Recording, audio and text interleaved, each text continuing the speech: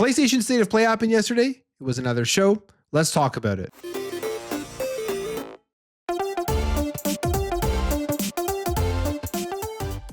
So yesterday was PlayStation's State of Play. It was a show that was just kind of announced out of nowhere.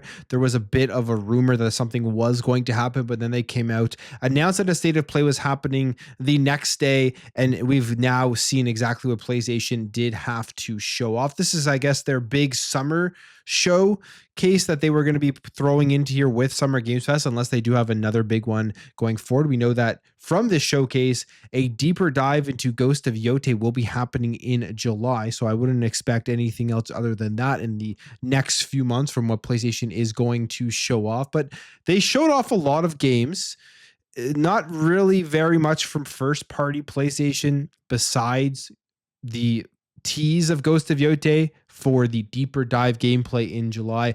And then they also ended off with a game that I thought was pretty cool. Like, I'm pretty interested in this one. It really reminds me of kind of like Dragon Ball Fighters, and it has in collaboration with Arc System Works, and PlayStation is a part of this development. So that's why it is considered one of their first party releases. So that game looks cool. We will check that one out as well. But they showed off a bunch of games, and a lot of people are probably sitting there wondering which games from what they did show off are coming to Xbox, which games are coming to PC, which ones are multi-platform, because as PlayStation does very well, which is something that we will see if Xbox does this too, is when they do have their showcases, they make sure that they are only talking about PlayStation, showing off PlayStation logos, even though a majority of these games at the State of Play are being released multi-platform. But this will be something very interesting to track on Sunday when Xbox does have their showcase, as to whether they will do the same thing,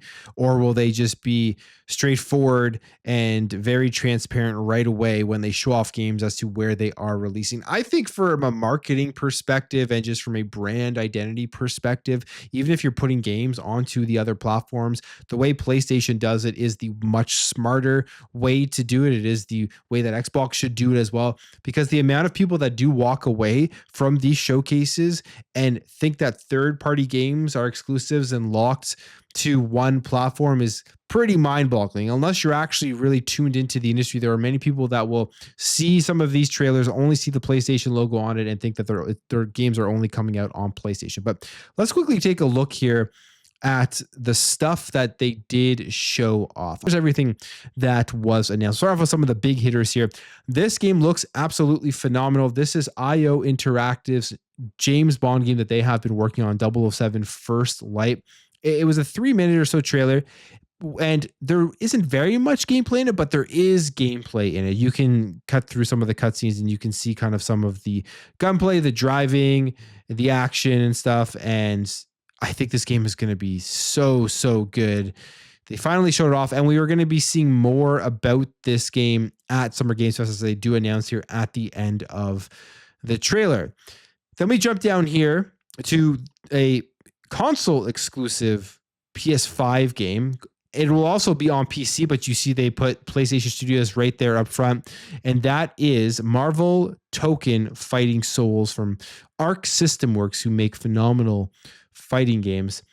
And I think this game looks pretty good. I mean, I think when this was first shown off, people were thinking, oh, is this going to be Marvel versus Capcom 4? Like, that's kind of the vibe it gave you, but then you instantly saw that it wasn't that. It's something different.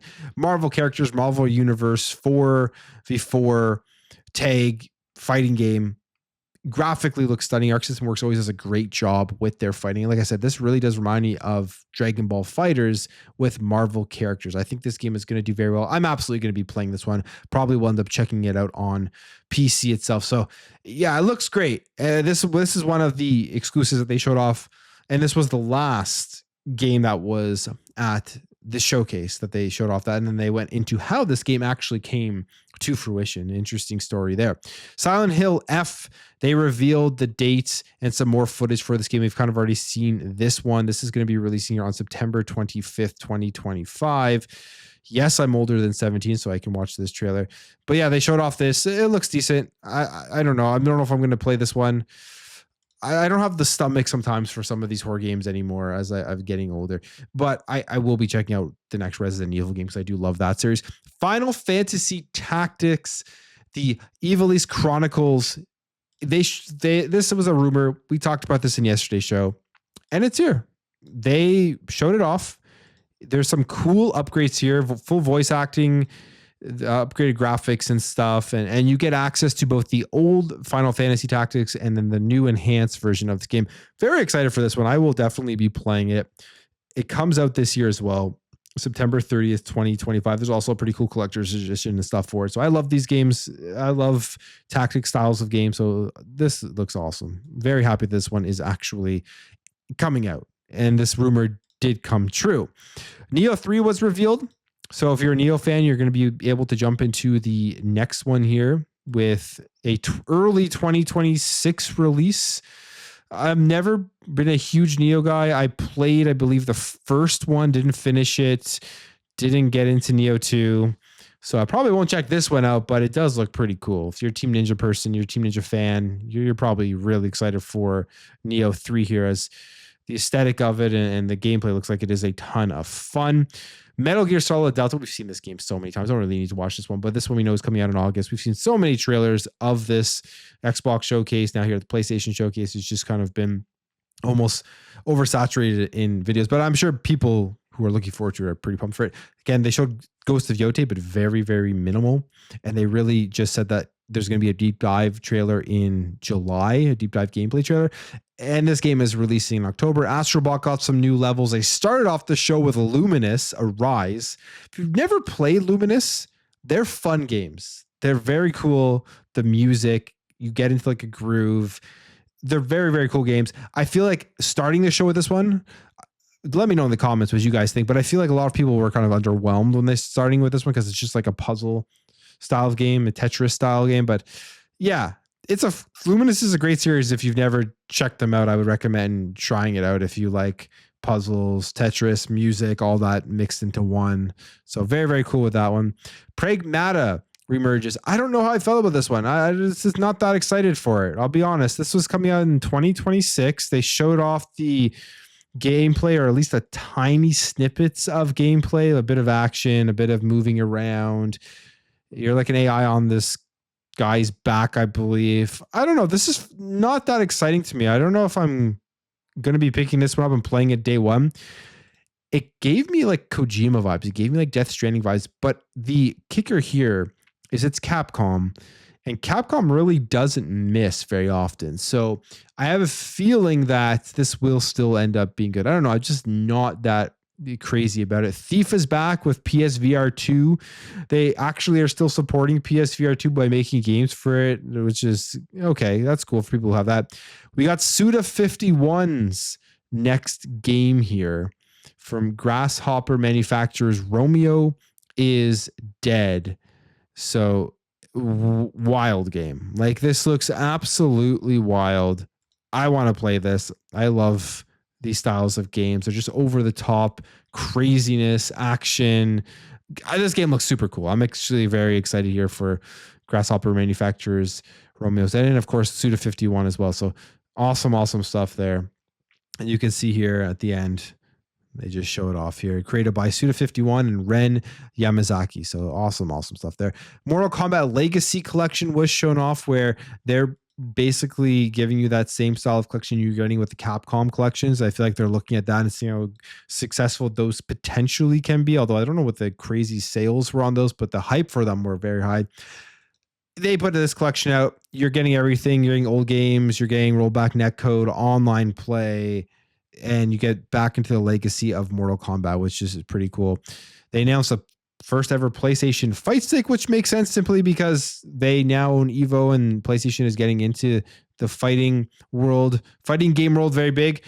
I actually like the Evo esports events. They're fun to watch. I love watching fighting games. So if you're looking for a PlayStation fight stick, you have that. This game I'm extremely excited for, coming July 2025, Ninja Gaiden Ragebound. It's coming out very, very soon. We've seen this one before, but it looks phenomenal. Great music, great gameplay. I think this is going to be one of my favorite games this year, to be completely honest, based off everything that I have seen from it. Bloodstained, the Scarlet Engagement. If you never played Bloodstained before, 2.5D scrolling action RPG, basically a spiritual successor to Castlevania. The first one was great. I feel like this one is going to be great too. Tides of Tomorrow, a multiplayer game. This one, I don't know, I'm not too interested in this one, but yeah, interesting trailer there. Sword of the Sea God announced. This one looks cool. Very interesting art style, interesting traversal method, and what they're doing there. This is from Abzu and the Pathless developer Giant Squid, who revealed this game here. This one looks pretty cool. Sea of Remnants, an infinite voyage between death and rebirth. I don't know, not too interested in that one. Survival Climber Cairn looks very much like Jusant. It looks very, very similar.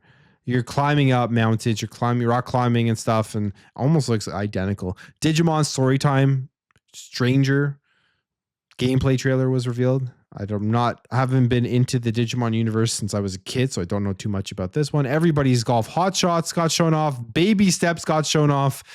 PlayStation's big release here coming on to PS5 and PC on September 8th. So I think that's also an exclusive. So that was the state of play.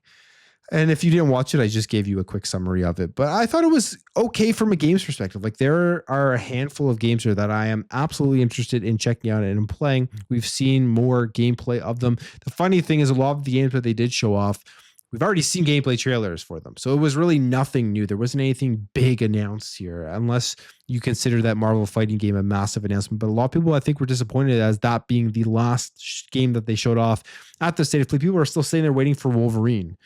When is Wolverine coming out? When are we going to see more about that? I wonder how big of an effect that leak did have on pushing that game out, and if they've delayed it more because of that.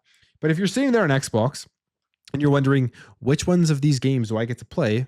Because they only said that they were coming out for PlayStation. Well, here is the list of games. Clover put a pretty nice picture together. Pragmata, Metal Gear Solid Delta, Final Fantasy Tactics, Silent Hill F, 007 First Light, Bloodstained, Mortal Kombat Legacy Collection, the Digimon Story Stranger game, whatever it's called, Romeo is Dead Man, and Tides of Tomorrow. These are the games that are going to be jumping here onto Xbox as well. And then, of course, there are pretty much I think every game that was announced there is also on PC. So there really isn't any more console, only exclusives. They're also multi-platform in terms of coming to PC. So either way, you're going to be able to find a way to check out these games and play them. So that was the state of play. I think it's going to be the worst out of like Summer Games Fest and then the Xbox Showcase. I think Xbox Showcase will probably end up being the best again this year. But I am very interested now in how Xbox is going to run that show, knowing what we know about their future of their games, that they're basically all releasing onto PS5. Will they just go out there and put the logos on there? Because I've seen people talking about this. I've seen people saying that it is going to happen. Lots of doom and gloom surrounding that. So that will be interesting to see. And the reaction to that, if they do end up putting PlayStation logos on their announcements, will be something to see. Will be something to read about, I'm sure, on social media. But I'm going to end the video there. I just wanted to talk about my thoughts on the state of play. If you did enjoy this video, hit that thumbs up. If you're new here, hit that subscribe, and I'll catch you guys in the next video.